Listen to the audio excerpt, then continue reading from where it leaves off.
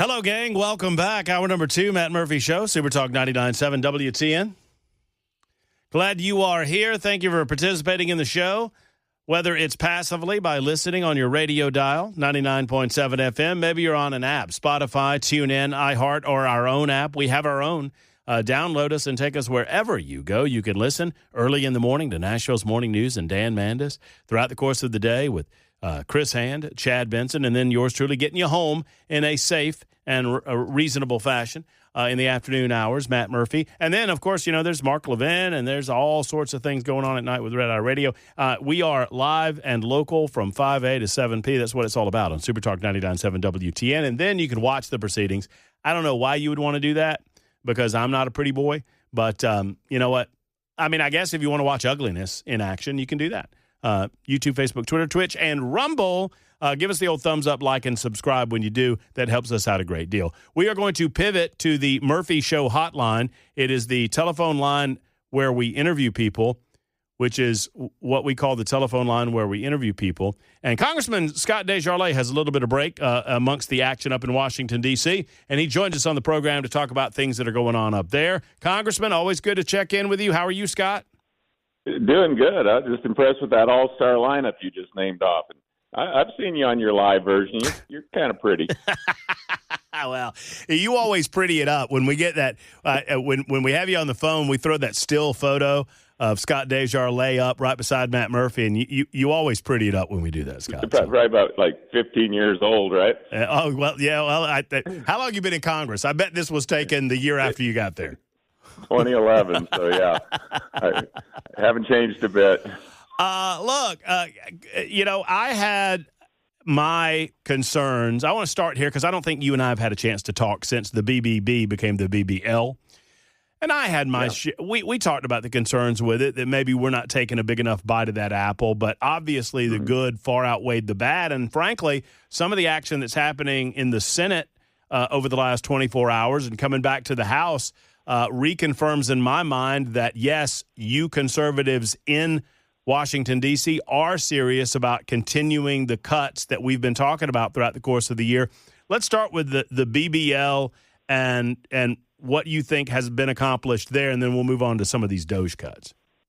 Yeah, I mean, the painfully obvious thing is securing the border, which was kind of already done before the bill was passed, but it codified a number of executive orders. I'm thinking like 28 executive orders that Trump had issued.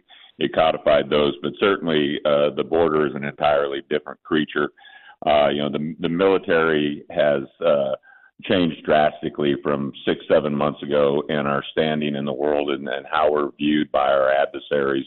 So changes that we did there, energy security has been improved drastically, and I think we're on track to continue to improve financially and fiscally with bringing in manufacturing and honestly, there's so many things in that bill. It's hard to talk about them all here, but it's important, I think, that we did it that way. We did not get everything we wanted. We did not get as many cuts as we wanted. But I look back to 2017 when Paul Ryan wanted to do it in what he called 3 buckets.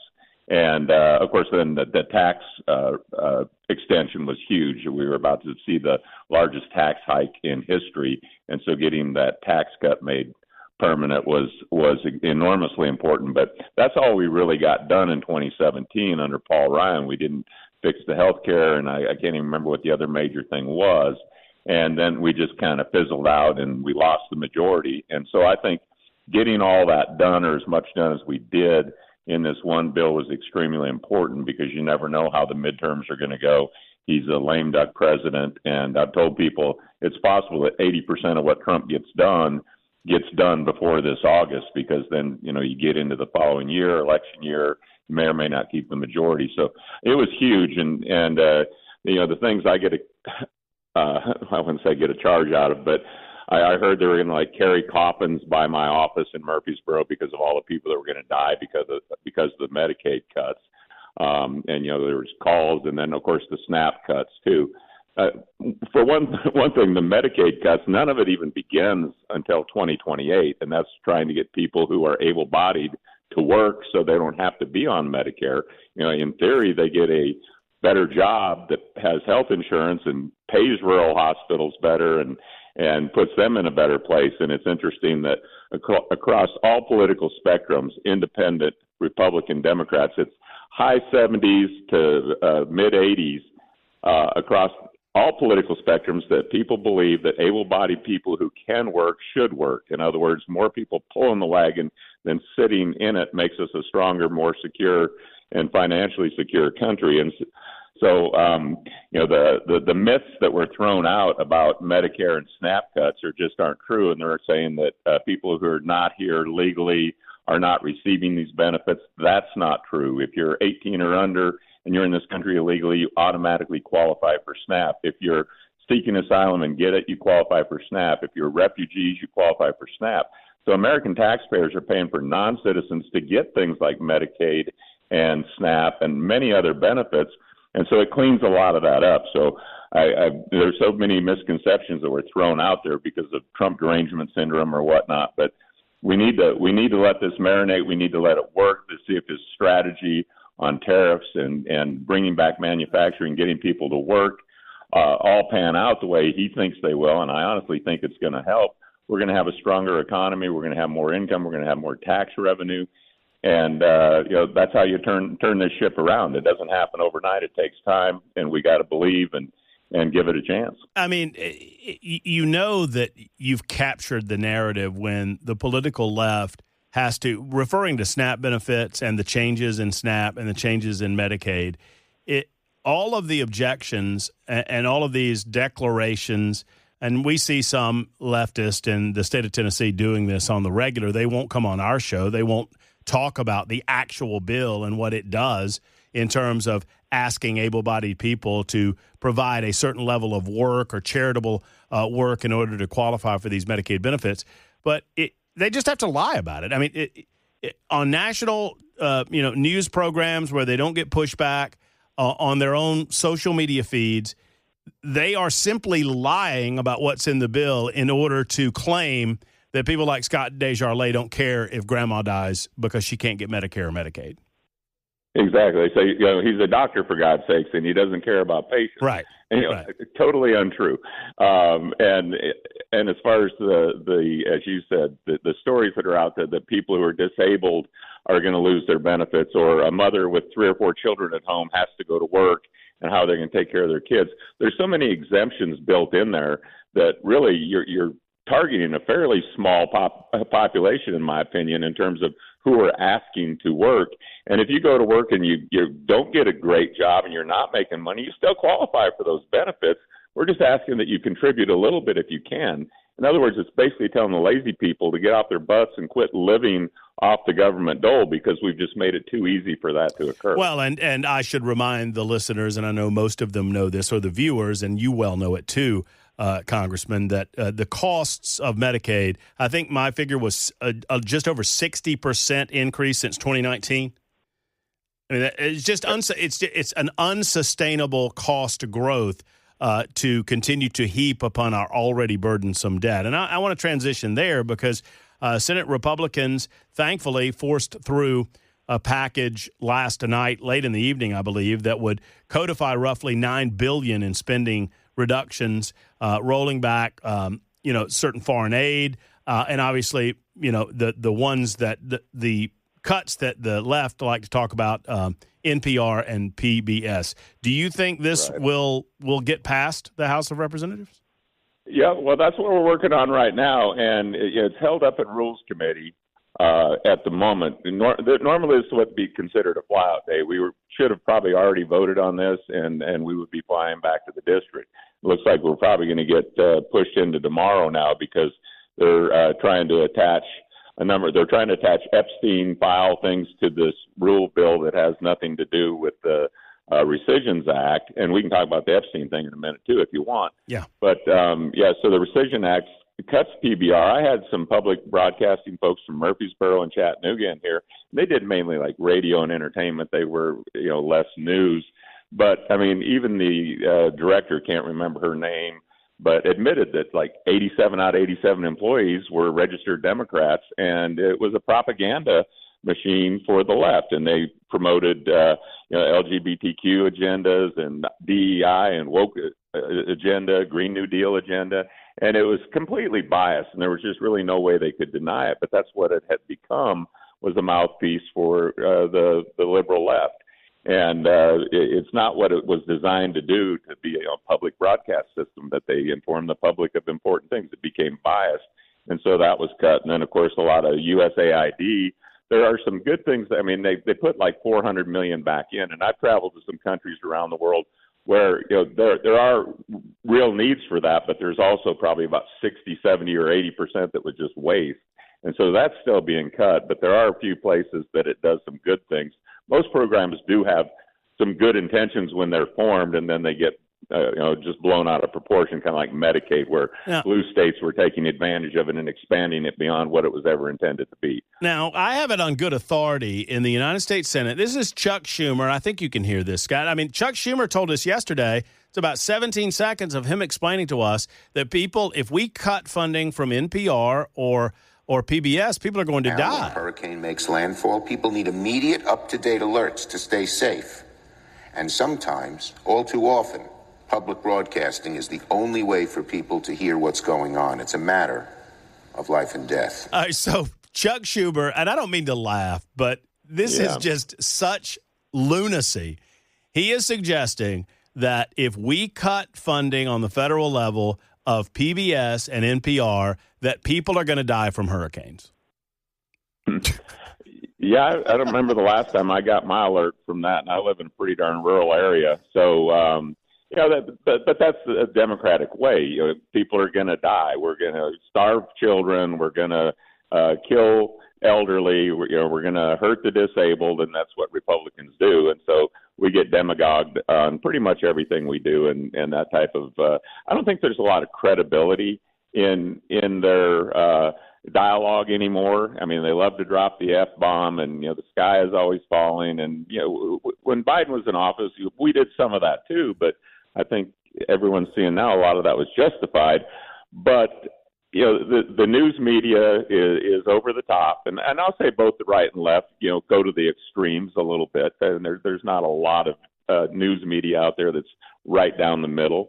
But I got to say that I think that we're proven right more often than wrong, as opposed to what you're just hearing from Chuck Schumer and the other people that are jumping on Hakeem Jeffries and the AOCs and the other people that seem to draw the media attention from the left. So just to clarify before I ask you about Epstein, so the holdup now is that Democrats are trying to throw on amendments and unrelated items around Epstein onto the rescission bill?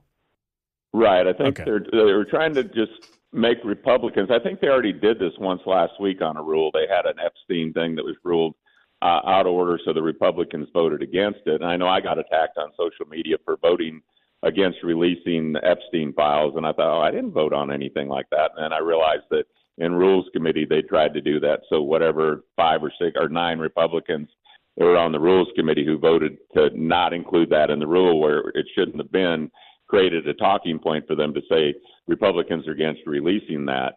And they're trying to do something similar today, or do a sense of Congress that the files should be released. And I was asked by, I don't remember, NBC News or somebody a few days ago, this was before Speaker Johnson and other people started coming out, what I thought about releasing the Epstein files. And I said, well, there's pros and cons to that. If somebody just happened to be at a same event as Jeffrey Epstein and they're on some kind of list, but they don't really know him, that could be used against them in a negative way. But now if Pam Bondi has people on a list that are known sex offenders and willingly had sex with underage girls, then she should be prosecuting them. And that's my quote in the news. 100%. And that's the way I feel. If she has carnal knowledge of people who committed a crime, she should be prosecuting them. And whether we trust her to do that or not remains to be seen. But there's different ways to do that. You can get a bipartisan group of the Intel Committee or whoever to go in and review it with them until they're satisfied that there's nobody being protected or covered for that reason. But certainly if there's a pedophile and they purposely did that, they need to be prosecuted regardless of who it is. So I don't think it's that difficult. And, you know, a problem to and solve. I know that some in our audience, some folks that support the president and support you, Scott, and they like a lot of what the president's doing. They don't want this to become a distraction. But my answer is, look, I don't think there's anything wrong if, you know, to use a baseball analogy, if we see our team commit an error in the field, there's nothing wrong with calling that out and saying, yeah, that was our error. That was on us. And frankly, I think that, you know, our man, his administration, when they came out with the folders and the Epstein Files Phase 1 stuff and all of those optics, and then Pam Bondi declared that it was on her desk and we're getting more and there'll be – I mean, we just misplayed the ball on all that. Well, she needs a better answer. She needs to explain, okay, this is what I said, and you know, this is what I meant, or this is whatever. But yeah, that looks suspicious. It smells, and I don't like it, and you don't like it, and a lot of people don't like it. And we're talking people on the right. You know, we want transparency, and I don't think there's ever been a more transparent president than Trump. I mean, if it's on his mind, it's out his mouth. Right. And so, you know, I think that I think people are going to be sorely disappointed who think that, you know, there's some kind of real conspiracy in there. But if that's the case, there are certain reasons, as I said, that you can have guilt by association and not even know the guy, but just say you were at a gala that he was at, but a political opponent or someone else uses that to attack you, and you may be perfectly innocent, but you have to prove that you're innocent.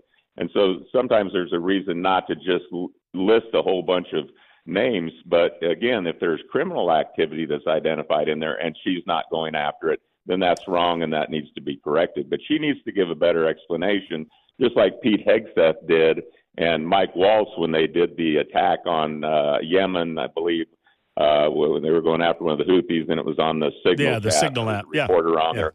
And they acted like they did nothing wrong and that there was no war plans in there. You know, well, that was a mistake. They should have said it was a mistake. It'll never happen again. But that guy sure is dead. And the mission was a success, and we're glad that it worked out. But take ownership when you make a mistake. I think that's what you're saying, and we're both 100%. With. Yeah, 100%. So do you expect we'll have a House vote on the rescission bill before you guys call it a weekend? I think we have to. It's kind of weird on this rescission thing. There's all these weird rules up here that, you know, it's hard to understand. But there was a clock that started 45 days ago, and that clock expires at midnight tomorrow. Okay. And if we don't get this passed by midnight tomorrow, it goes away or it starts over. And so I think the Democrat plan right now is to stall, get this pushed into tomorrow, and then get McKean Jeffries out there doing a magic minute till midnight until it expires. So they need to rule whatever this Epstein stuff is that they're trying to attach. It's not germane to this rule or this bill. They need to just say, hey, we're going to have a vote. You're not in order. And so, yes, the answer is I do think that the Rules Committee, I'm watching, I got it up on my TV right now, Committee on Rules, and it's not open and they're not doing anything right now. But I do think that they're going to get it done. And then we'll debate the rule, we'll pass the rule, we'll debate the rescission bill, we'll pass the rescission bill. And I do think that in theory should happen by midnight tonight. I think if it spills in tomorrow, we risk the Jeffries stunt. I don't know if he can go 24 hours or not, but we need to get it done tonight, and I think we will. All right, let's make it happen, Scott. Thank you for your time. Thank you for your clarity. And thank you for your representation of the state of Tennessee in Washington, D.C. We appreciate you. We'll talk to you again soon. All right. Well, thanks for having me on. All right. Thank you, brother. There's Scott Desjardins, fine congressman. All right, that wasn't me. That was him. Right? Y'all don't know what y'all don't know on radio. And on every other platform, they're saying, hey, no, we dumped it on radio. But if you're watching or listening on the YouTubes, Twitter, Facebook, Rumble, I mean, I guess if the president can do it, our congressman, Scott Desjardins, can do it too, right? He threw the BS down, and he didn't say BS. Nearly gave me a heart attack. Oh, my goodness. Mark it down, baby. All right, 26 after the hour. Man, I'm late. We'll get to the news coming up in just a couple of minutes on Super Talk 99.7 WTN. Super Talk 99.7 WTN 438. Members of our online listening community have renamed Scott Desjardins. They're calling him Scotty Pottymouth. I think that's fair. We went from no guests to, I think, 2 guests, as I expect that Congressman Tim Burchett will be calling us in the 5 o'clock hour now that they've had a delay on votes. The Democrats are attempting to quag the works. If you're not familiar or not aware, the Senate GOP forced through a clawback package that codifies roughly $9 billion. In the grand scheme of things, $9 billion sounds like a lot of money, but isn't. But it is a start. It is a good start in spending reduction. This happened earlier today in the wee hours of the morning, and now it's to the House of Representatives. And you just heard Scott Desjardins say you get it done today or you risk having to roll it back and start over again, and you start the 45-day clock over again because of these silly Senate and House rules. The House of Representatives has until Friday to approve the measure and send it to President Trump's desk. Senators Lisa Murkowski, useless, and Susan Collins, useless, joined all 46 present Democrats in opposing the bill. Senator Tina Smith, Democrat, was absent. She was hospitalized for an undisclosed health issue. So Senator John Thune, the majority leader, said what we're talking about is 0.1% of all federal spending. It is a step in the right direction. It's the first time we've done anything like this in 35 years. The measure returns about $8 billion earmarked for the U.S. Agency for International Development, or USAID, and upwards of $1 billion from the Corporation of Public Broadcasting, which funds PBS and NPR, something conservatives have talked about cutting for a long, long time. Now, let's talk about this. Now, it's called a rescission bill. It's a type of legislation in which Congress pulls back previously authorized funding. You haven't had a rescission bill in over 2 decades. This is a pretty big deal. It's a pretty big deal. In as much as they're actually pulling back money that had been previously authorized by the Congress of the United States of America. You excited about this? 615-737-9986. Here's the funny thing. All of these folks that say they don't want to talk about Epstein, you want to talk about this? I mean, I'm just asking for a buddy. It is a big deal if you believe, as I do, that the number one threat to the United States of America long term is our debt. Our threat comes from inside, not outside, because we've seen it time and time again that when governments grow and bloat beyond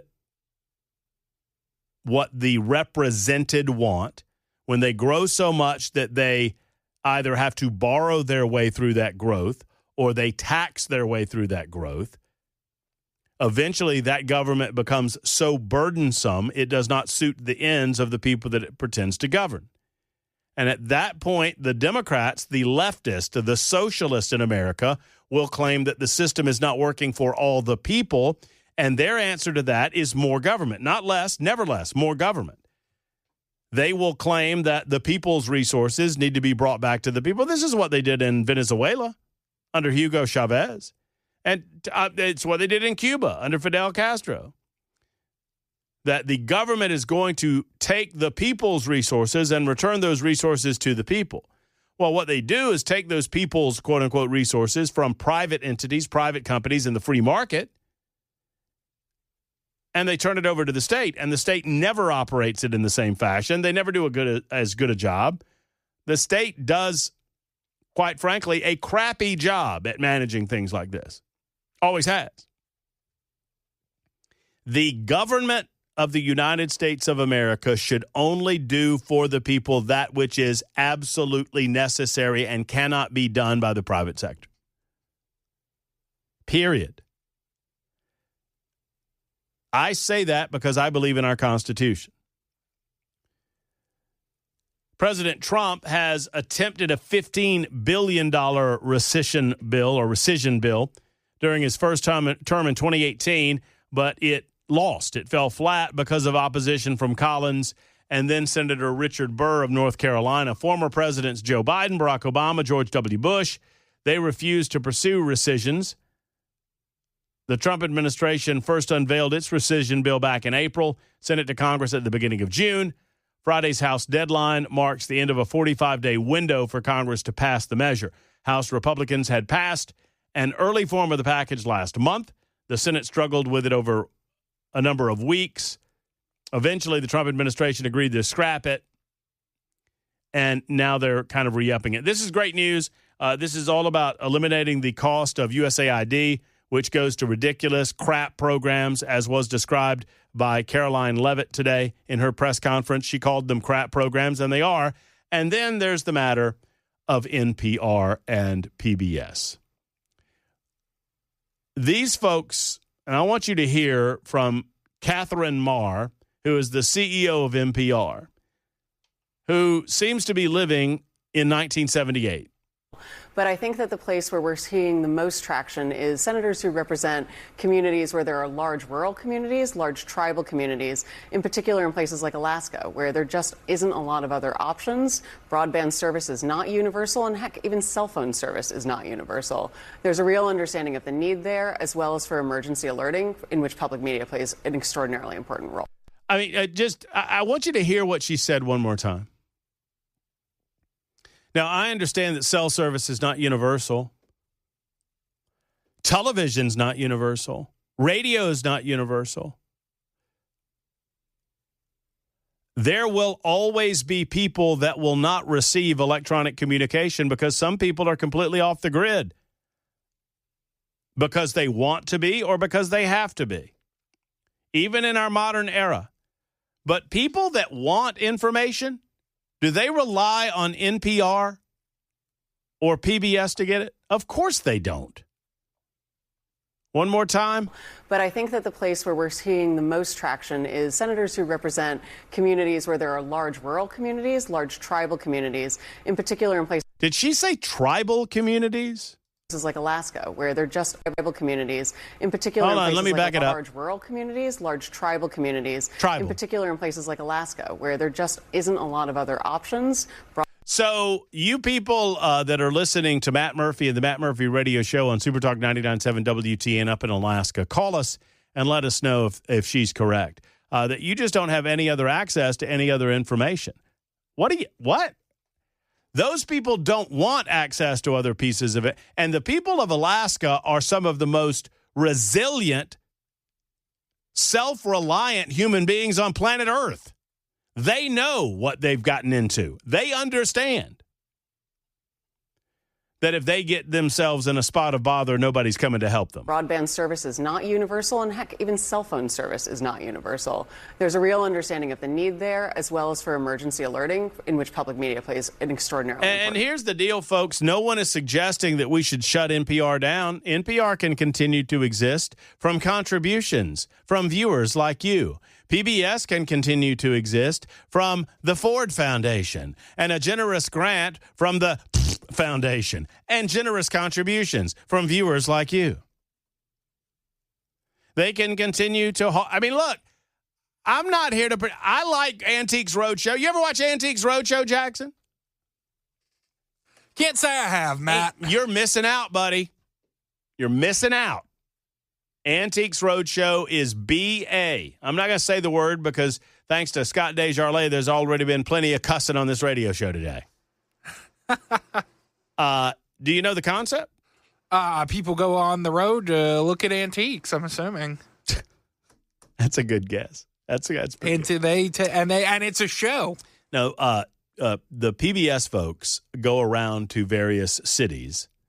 I'm certain that they've been to Nashville a time or two. And they bring experts, like they have a watch expert, or they have an art expert, or they have a sports memorabilia expert, or they have a furniture expert. They have all these people. You know what I want to see? Dude, these things are insanely attended. What do you want to see? I want to see the outtakes where they're like, this is crap. No, they show them. They show them. No, they show them. Like you got a piece of garbage here. Occasionally it's painful because somebody brings something that Meemaw told them was from Queen Elizabeth I. Oh, this is from Queen Elizabeth I, she said. And they have to tell them you've got to. I mean, occasionally it is very uncomfortable because they're telling grandma that she's had a fake that she believed was real all of her life, and it gets very uncomfortable. Do people ever cry? You know, not for kind of that. A sadistic not question. for that reason. Sometimes, but the most wonderful parts of the show are when people just bring. There's one guy. There's a pretty famous moment in the show where a guy brings a Navajo blanket. And he says, I've had this Navajo, and I might be getting a few details. If y'all know what I'm talking about, if you know the scene I'm talking about, forgive me if I'm screwing the details up because I haven't seen it in a long time. But he's like, this was my grandfather's. He got it from, the Navajo Nation. He bought it from them, yada, yada, yada. And the guy's like, where has this been? And he goes, well, my granddad gave it to me. I've just had it on the back of the sofa for the last 15 or so years. And they're like, you are in possession with one of maybe 3 original so-and-so Navajo blanket. You literally, on the back of your sofa, have had a priceless artifact that we are unable to give you a price on it. It is priceless. He's like, what? Like, if I were to tell you to insure this, I would tell you to insure this for multiple millions of dollars. And dude's like, it's been on the back of my sofa. I use it as a blankie when I get chilly. Like, awesome. Most people just laugh. And at the end of the show, they do videos where people have been told that their stuff is worth garbage. So, but for the most part, those people don't get on camera. It's the people that have something that's worth something that gets on Exactly. Yeah, like they show what people actually want to see at the end. This is garbage. But listen, I mean, it's like, oh, look, I mean, it makes you believe that you got some crap that's lying around your house that's worth, $20,000 or something. And, pretty good.